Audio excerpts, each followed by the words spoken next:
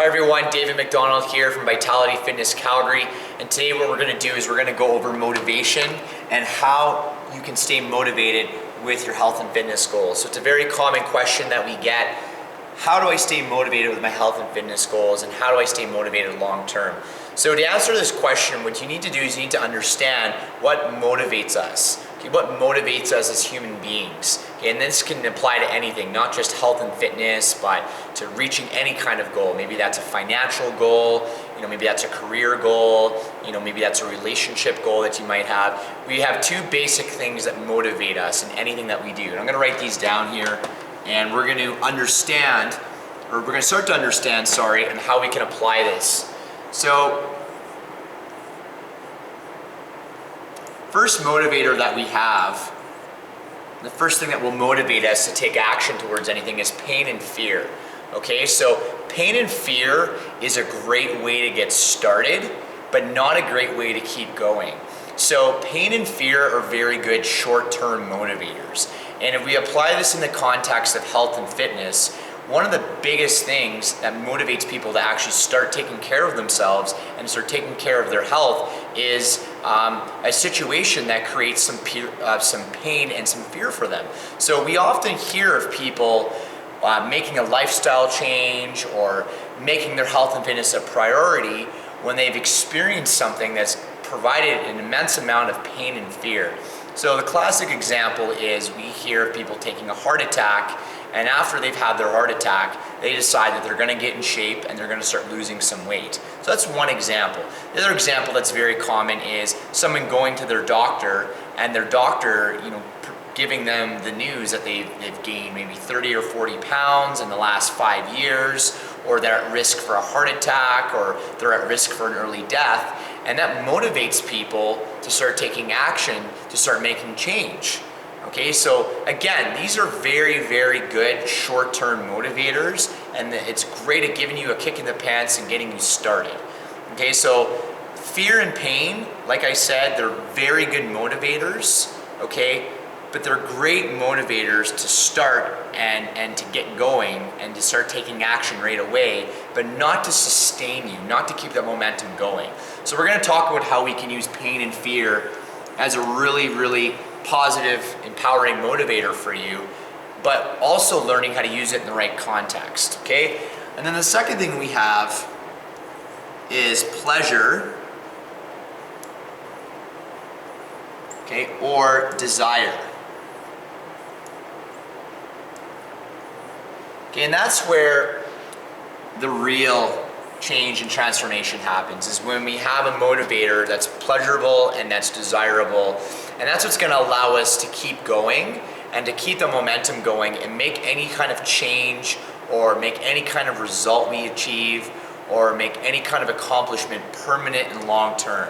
Because at the end of the day, we can all change, but what's most important is, can we maintain what we've changed, and can we make that change long-term and permanent? And that's where people, unfortunately, tend to go astray, is they can change in the moment, but they revert back to old habits. And the reason that happens is because they're using pain and fear as their primary motivator. Okay, they're using pain and fear as the driving force. Rather than using pain and fear to get them started and use pleasure and desire as the driving force, they're using pain and fear as the driving force and as the method to get them started. Okay, so classic example is we hear of someone, that maybe took a heart attack, or they stepped on the scale one day and they're like, holy crap, I've gained 20 pounds in the last 3 months. And there's an immense amount of pain and fear that goes along with that. So what happens is they will get started on an exercise program, they'll see great results, they'll start changing their eating habits, they'll follow through, and they'll do that for maybe 2 or 3 weeks, or maybe a month, maybe 2 months, and they do that so they can get away from pain. Okay, we are wired to avoid pain and to seek pleasure. So by making these changes in the short term, they're getting away from pain. Now, what happens when you get away from pain is we all start to get comfortable. Okay, that pain that we experienced 2 weeks ago or 3 weeks ago is no longer there. And now we don't have anything that's motivating us and pushing us, which is why finding something like a desire or finding something that's going to trigger pleasure is so important to keep going and to keep making those changes. Most of us don't have that, and we end up getting comfortable, and then we end up slowly reverting back to our old ways and our old habits and our old patterns, and we start slowly putting weight back on, and we start slowly skipping workouts, we start slowly going off the diet, and pretty soon we're right back to where we were. We're back in that pain and fear state, okay, and then we start the process all over again. Okay, this is one of the biggest reasons why people yo-yo diet. Okay, well, why people seek out instant solutions, why people seek out programs and products that promise quick, rapid fat loss. They're trying to get away from pain as fast as possible, and they're trying to do it as quickly as possible. Okay, which is fine. Like I said, pain and fear are great short-term motivators, but they're only going to get you going. They're not going to keep you going. Pleasure and desire is what keeps you going.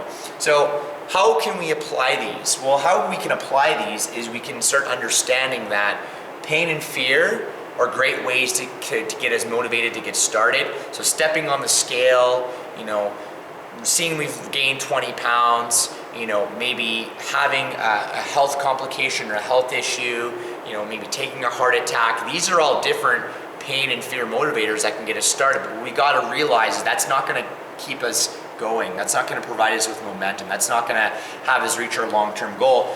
And we got to find out what is going to be pleasurable and desirable for us in order to create that change. Okay, so for an example, let's look at two different things here. So most people want to avoid not being fat. Okay?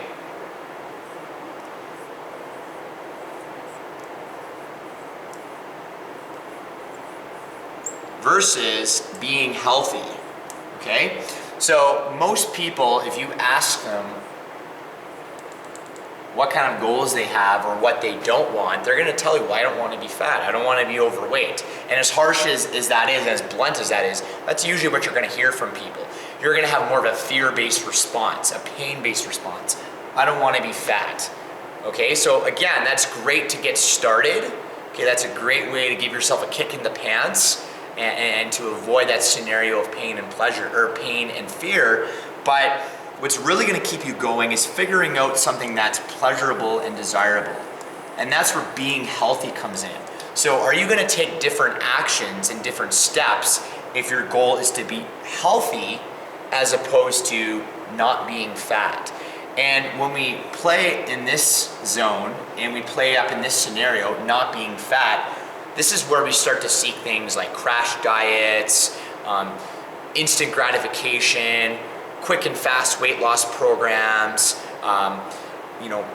enrolling in something that promises 20 to 30 pounds of fat loss.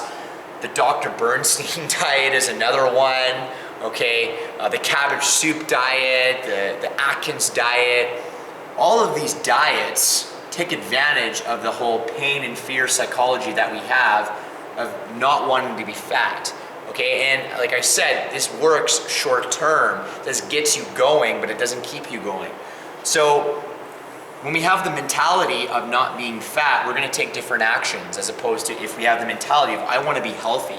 Okay, if you want to be healthy, then you're going to be seeking things out and you're going to be taking actions that reinforce that. So you're going to want to make nutrition and diet a habit that you want to change and sustain. You're going to want to find a workout program or a workout routine where it's going to be a lifestyle. It's going to be a long-term thing. It's not going to be something you dabble in for 2 or 3 months and then stop. Okay, dabbling in something for 2 or 3 months goes back to being motivated by not being fat. Okay, getting away from pain and fear. Okay, so you have a short-term mentality. Okay, being healthy might mean that you might join an organized sports program where you get to stay active. Maybe you go on walks every day. Maybe you go on a run every day. Maybe you join a boot camp program, a yoga class, you hire a trainer. Okay, so when you have the mentality and when you have a goal of being healthy or a goal that's going to create pleasure and desire, well, then you're going to take different actions. You're going to be motivated differently. You're going to seek out different activities, and you're going to be able to keep this change going and keep this momentum going. So very important, guys, when you're staying motivated, you have to use these two synergistically, but you have to use them in the right context. Pain and fear are great to get you started. Pleasure and desire are great to keep you going. And the best things to set as goals to make your changes long term are setting a goal to be healthy, setting a goal to be fitter, setting a goal to have more energy, setting a goal to lose weight slowly and sustainably, lose weight slowly over time. These are more pleasure and desire goals and more sustainable goals and more associated with being healthy. Okay, and they're going to help you reach success much quicker and faster, believe it or not, than being strictly 100% being motivated by pain and fear. So I hope you guys got a lot out of that video. You are always going to be motivated by either pain and fear or pleasure and desire. You want to spend most of your time down here. Use this 80% of the time. Use this 20% of the time. Okay? 20% of the time, you want to use pain as your motivator. 80% of the time, you want to use pleasure. And that's going to come in the form of setting different goals. Set goals that give you a great feeling, that create pleasure, that create a desire that you want to work towards. So that's how you stay motivated towards your health and fitness goals. Thanks so much for watching, guys. We'll see you soon.